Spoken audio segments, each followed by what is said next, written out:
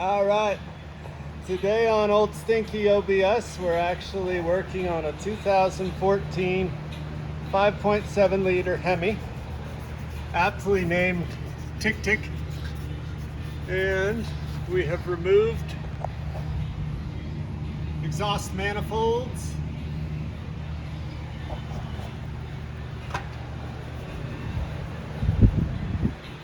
we had to cut this loose in order to get some play in the exhaust.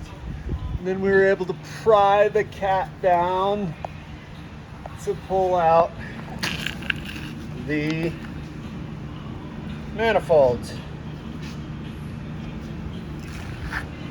And we'll be doing the same thing over here. We still have the heat shield and manifold on over here. And the reason we have to replace these is that not all of our bolts look like this. They often crack in half and end up looking like this. And then you have to cut a slit in them and extract them with a slotted screwdriver if you are lucky. All right.